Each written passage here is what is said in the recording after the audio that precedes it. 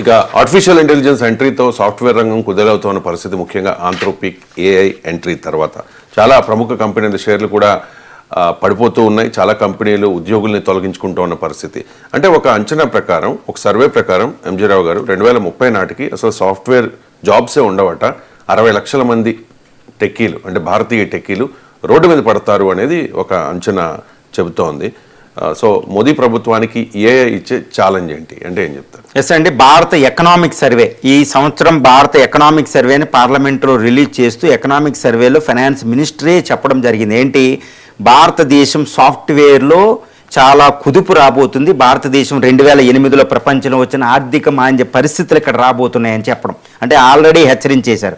ఇప్పుడు వినోద్ ఖోస్లా, ఇది Indo American, ఈయన the best venture capitalist, Silicon వ్యాలీని లో ఒక అద్భుతమైన వారియర్ లాంటి వ్యక్తి అనమాట. వినోద్ ఖోస్లా డైరెక్ట్గా చెప్తున్నారు 2030 నాటికి భారతదేశంలో సాఫ్ట్వేర్ జాబులు ఉండవు, అంతం అవ్వబోతున్నాయి, కొత్తగా చాలా డేంజర్లో పడబోతున్నాయి, ఇంకా సాఫ్ట్వేర్ అంతమే, దీని బదులు ఏఐ టూల్స్ వస్తున్నాయి, ఈవెన్ కోడ్ అనే లాంగ్వేజే ఇంకా ఉండదని చాలామంది చెప్తున్నారు. ఇప్పుడు కోడింగ్ అనేది అత్యంత భారతీయులు ప్రాముఖ్యత ఏంటంటే కోడింగ్లో నెంబర్ 1 ఎవరంటే ఇండియన్ సాఫ్ట్వేర్ ఇంజనీర్స్.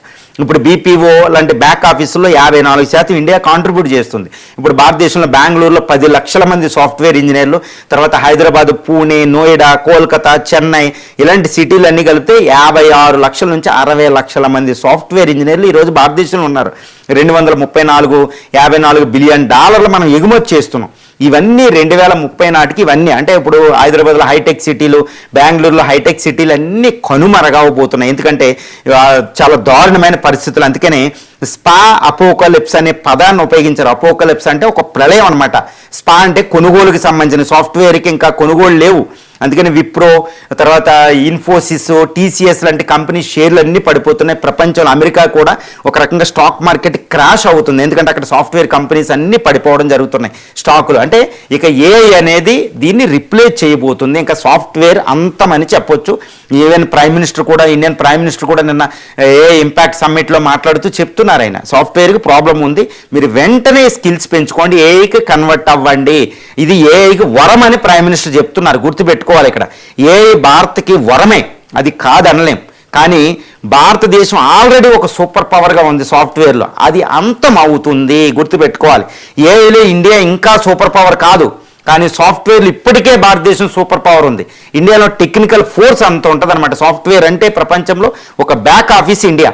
మరి ఇది అంతం అవుతుంది కాబట్టి ఏఐ ఇంపాక్ట్ సమ్మిట్లో అది అంతా పూర్తిగా చర్చలు జరుగుతుండే. ఎంతసేపు ఏఐ ఇంపాక్ట్ సమ్మిట్లో ఇప్పుడు ప్రైమ్ మినిస్టర్ మోడీ గారు మాట్లాడేది, వీళ్ళందరూ మాట్లాడేది ఏంటంటే పైన జరుగుతుంది. ఏమనంటే ఏఐని మనం ఉపయోగించుకోవాలి, ఇన్ని పెట్టుబడులు రావాలి, $100 బిలియన్ రావాలి, చిప్ మేకింగ్ అవ్వాలి, ఏఐ టూల్స్ ఇండియాలో తయారవ్వాలి, వరల్డ్ గ్రేటెస్ట్ ఏఐ ఆంథ్రోపిక్ లాంటివి, ఏఐ ఓపెన్ ఏఐలన్నీ ఇండియా రావాలి, పెట్టుబడులు, ఇదే మాట్లాడుతున్న డేటా సెంటర్లని. మరి సాఫ్ట్వేర్ అంతమవుతుంది, దాని పరిణామాలు ఇండియాలో ఎలా ఉండబోతున్నాయి అనేది ఎవరో మాట్లాడడంలే. కానీ ఇక్కడ ఒక విషయం చర్చించాలండి, ఈ ఏఐ రావడం అద్భుతమే. ఏఐ అనేది 4th ఇండస్ట్రియల్ రెవల్యూషన్కి సింబల్, అది మనం అందిపుచ్చుకోవాలి, కరెక్టే. కానీ అది వచ్చినప్పటికీ అది ఎలా ఉంటుందో ఇంకా తెలియదు. అందులో మనం వస్తామా, అమెరికా వస్తా, చైనా వస్తే ఇంకా తెలియదు. ఎందుకంటే అమెరికా, చైనాలతో పోలిస్తే 3వ స్థానంలో మనం ఉన్నప్పటికీ చాలా అట్టడుగున స్థానంలో మనం ఉన్నాం, గుర్తుపెట్టుకోవాలి ఏఐలో. మరి అది గ్యారంటీ మనం అందిపించుకునే అవకాశాలు పుష్కలంగా ఉన్నాయి, తిరుగులేదు.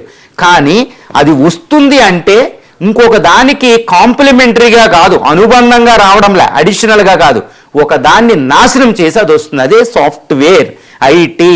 ఇండియాలో 60 లక్షల మంది, 6 మిలియన్ సాఫ్ట్వేర్ ఇంజనీర్ ఈరోజు ఆపదలో పడిపోయారు. ఇంకా ప్రపంచవ్యాప్తంగా ఉన్న సాఫ్ట్వేర్ ఇంజనీర్లు కూడా ఆపదలో పడిపోతున్నారు. మరి దీనికి ఆల్టర్నేటివ్ ఏంటంటే ఏ ఇస్తుందా అంటే ఏ ఇవ్వదండి.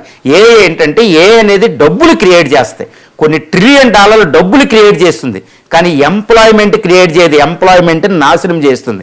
మహాత్మా గాంధీ ఒకటి అంటారన్నమాట, మీరు ఏ సాంకేతికత, ఏ టెక్నాలజీ అయినా ఉపయోగించుకోండి, కానీ మానవుణ్ణి నిరుద్యోగిగా మార్చే ఏ టెక్నాలజీ అయినా అది హ్యుమానిటీకి, మానవుడికి శత్రువే. ఇప్పుడు ఏఐ అనేది ఇప్పుడు శత్రువు. ఈ పరంగా మహాత్మా గాంధీ పదాల్లో చూస్తే ఏఐ అనేది మానవుణ్ణి నిరుద్యోగిగా మార్చబోతుంది.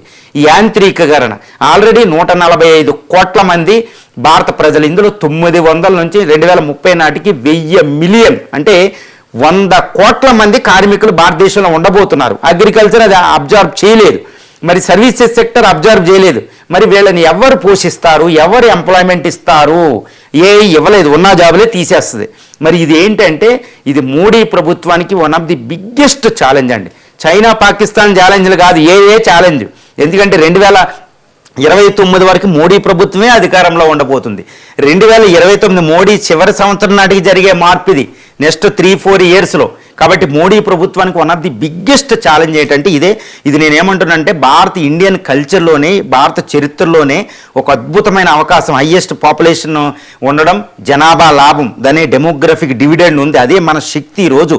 మరి ఈ డెమోగ్రఫిక్ డివిడెండ్కి ఉపయోగించుకోవాలి బాబు అనే సమయంలో వచ్చి మనకు ఒక పెద్ద ఛాలెంజ్ విసిరేసింది. ఇది మోడీ ప్రభుత్వానికి కాదు, ఇండియా చరిత్రకే ఒక ఛాలెంజ్ అనమాట. ఈ జాబులు పోనీ అనుకోండి, నిరుద్యోగులు అవుతే డబ్బులు ఎవరికి కావాలండి? ఇప్పుడు అమెరికా ఉంది, నిరుద్యోగం పెరిగితే పరిస్థితి చూడండి. అదే ట్రంప్ ప్రభుత్వం ఎదుర్కొంటుంది, స్విట్జర్లాండ్ ఎదుర్కొంటుంది, జపాన్ ఎదుర్కొంటుంది. ఇలాంటి పరిస్థితి ఇండియాలో వస్తే చాలా తీవ్రమైన ప్రమాదం.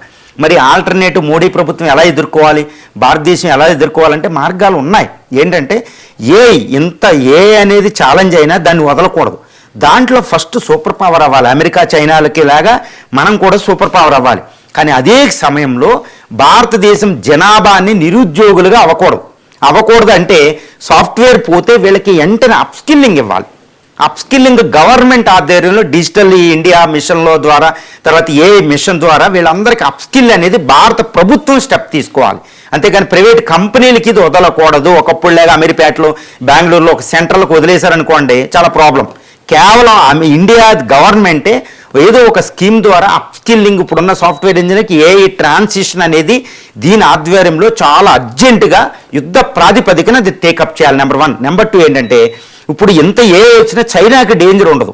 ఎందుకు చైనాకి డేంజర్ లేదు అంటే చైనా మ్యానుఫ్యాక్చరింగ్ సెక్టర్లో సూపర్ పవర్. అది 33% గ్లోబల్ మ్యానుఫ్యాక్చరింగ్ సెక్టర్ అక్కడ ఉంది. ఇప్పుడు ఇండియాలో ఉన్నది కేవలం 5%. కాబట్టి మనం అర్జెంటుగా మ్యానుఫ్యాక్చరింగ్ సెక్టార్లు అక్కడ కూడా జాబులు తీసేయచ్చు. కానీ ప్రపంచానికి ఎగుమతులు విధంగా మ్యానుఫ్యాక్చరింగ్ సెక్టార్లు అభివృద్ధి చెందాలి. కాబట్టి చైనా కంటే ఎక్కువ వల్ల డేంజర్ ఇండియాకే ఉందండి.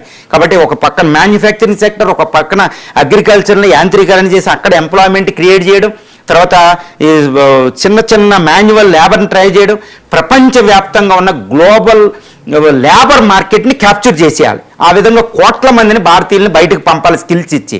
ఇక్కడ సాఫ్ట్వేర్ ఇంజనీర్లకి ఏఐకి అప్స్కిల్లింగ్ అనేది గవర్నమెంట్ ఆధ్వర్యంలో చేయాలంటే చాలా డేంజరస్ ఛాలెంజ్ ఈరోజు మోడీ ప్రభుత్వం ఉంది. అంతేగాని ఏదో ఇంపాక్ట్ సమ్మిట్ పెట్టేసాం, ఏఐలో మనం సూపర్ పవర్ అయిపోతాం, పైకి గాలి ఇలాగ మాట్లాడితే అసలైన విషయాన్ని, డేంజర్ని ప్రజలకు చూపించకపోతే చెప్పాలండి. సాఫ్ట్వేర్ జాబులు ఉండవు 2030 అనే నగ్గన సత్యాన్ని వాళ్ళు చెప్పితే వాళ్ళు వెంటనే technical people they can understand it.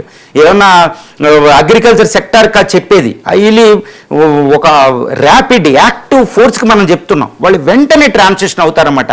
వాళ్ళకి డేంజర్ చెప్పలేదు అనుకోండి, వాళ్ళు కూడా ట్రాన్సిషన్కి టైం పడుతుంది. వాళ్ళు డబ్బులు పెట్టాలి గవర్నమెంట్. ఇది చాలా చాలా బిగ్గెస్ట్ ఛాలెంజ్ అనేది చెప్తున్నప్పుడు వినోద్ ఖోస్లా చెప్తున్నారు, ఆంథ్రోపిక్ CEO చెప్తున్నారు, ఈవెన్ సుందర్ పిచ్చే చెప్తున్నారు, అందరూ చెప్తున్నారు. ఈవెన్ మస్క్ అయితే అసలు ఈ భూగ్రహణం ఉండదు, మనం బయటకు పోవాలని చెప్తున్నాడు, ఏదో హక్కిన్స్ లాగా.